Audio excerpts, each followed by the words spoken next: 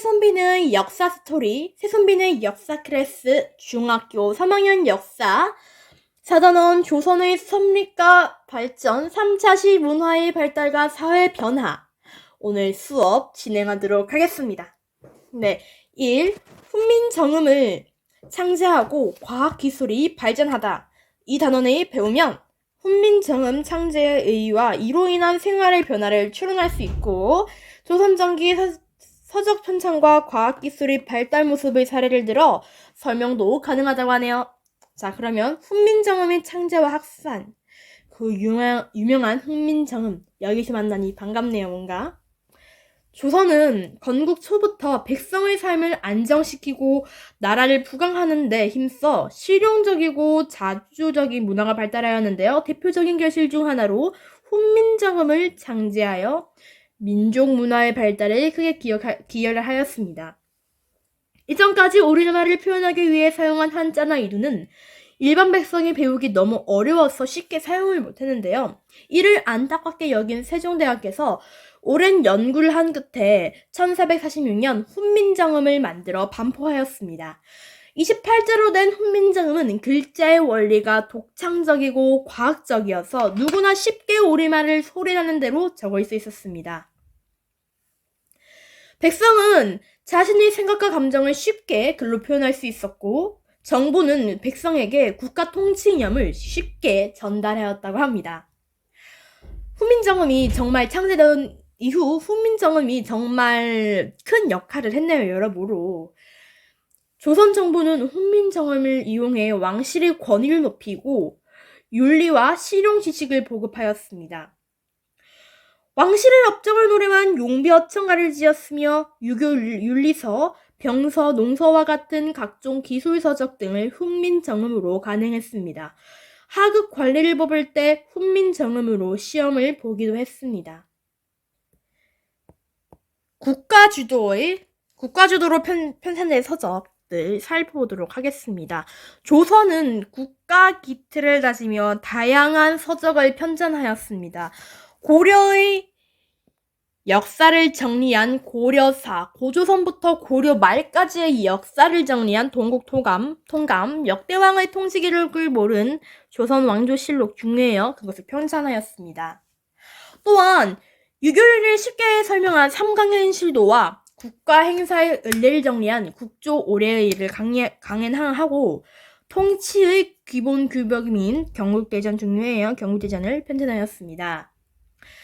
지방 통치와 국방 강화를 위해 팔도도를 편찬하였고, 동국 여지승람을 펼찬해 지방의 연협, 인물, 풍속 등을 정리했습니다. 또한 농사직설을 강행해 우리나라의 실정에 맞는 농법을 소개했고, 향약 집선방, 그것을 편찬해 국자는 약재와 이를 이용한 치료법을 소개했습니다.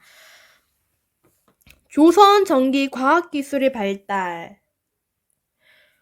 조선 전기에는 국가 지원 속에 과학기술이 발달했습니다. 천문학은 통치자의 권위와 관련되고 농사에 도움을 주었기 때문에 왕들은 천문학에 많은 관심을 가졌는데요.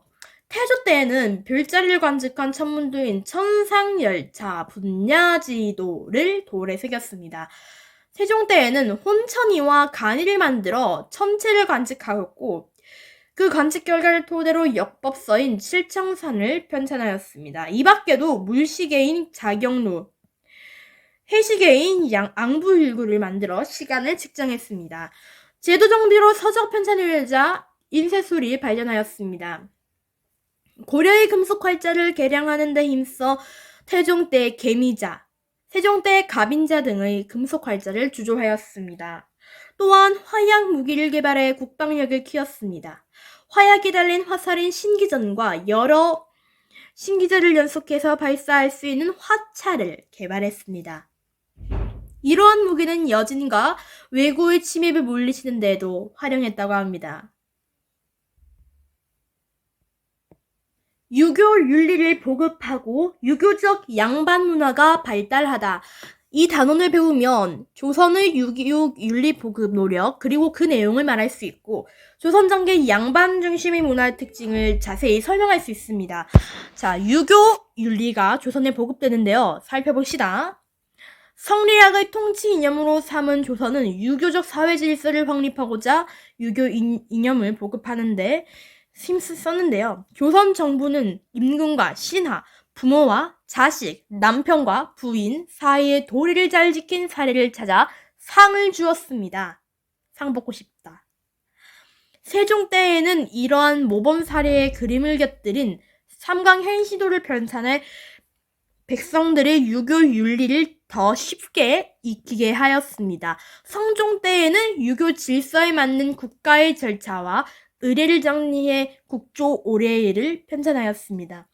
사림들도 향촌 사회에서 유교 윤리를 확산하기 위해 노력을 했는데요.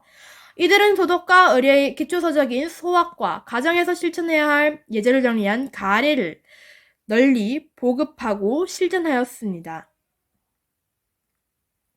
그리의 양반들은 가례에 따라 장례를 치르고 집안에 사당을 세워 제사를 지냈습니다. 또한 양반들은 부자 관계를 중시하는 유교 이념에 따라 조상의 계보를 확인하고 족보를 편찬하였습니다. 족보를 통해 같은 성씨끼를 단결하여 신분적 우월함을 내세웠습니다. 양반 중심으로 문화가 발달하기도 하는데요. 그것을 살펴보도록 하겠습니다. 조선 전기에는 양반 중심 문화가 발달하였는데요. 문학에서는 서거정이 삼국시대부터 조선 초기까지 시와 산문을 모아 동문성을 펴냈고 김시승은 최초의 한문소설인 금오시내를 지었습니다. 한글로 지은 가사문학도 발달해 정철이 관동별고가 같은 수준 높은 작품을 남겼습니다. 그림은 주로 도화서의 화원과 양반계층의 문인들이 그렸습니다. 강희안은 고서관 수도에서 성비의 정신세계를 표현하였고 안견은 몽유도원도에서 현실세계와 이상세계를 조화롭게 표현하였습니다.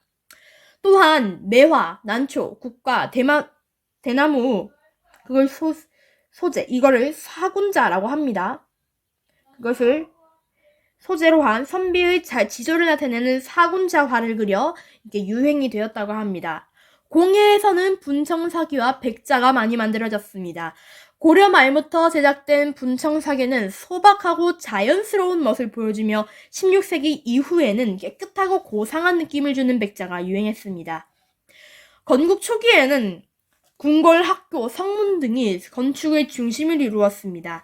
사림의 정계 진출 이후 서원 건축이 활발했고 지방의 선비들은 주위의 자연과 조화를 이룬 담양의 소세원, 봉화의 청암정 같은 정원과 정자를 지었습니다.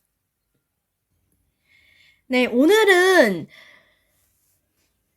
사단원, 조선의 성립과 발전, 3차 시문화의 발달과 사회 변화를 살펴보았는데요. 다음 시간에는 4차 시 외란, 호란의 발발과 영향 살펴보도록 하겠습니다. 오늘도 수업 들으시느라 수고 많으셨고 도움이 되셨다면 구독과 좋아요를 눌러주십시오. 저희 수업은 항상 참고용이기 때문에 학교 수업을 1순위로 보시고 참고용으로 보시면 더욱더 좋을 것 같습니다. 그러면 공부 화이팅 하시고 건강도 챙기시며 열심히 공부하셔서 좋은 결과 내시기 바라요. 다음 수업에서 만나요. 안녕.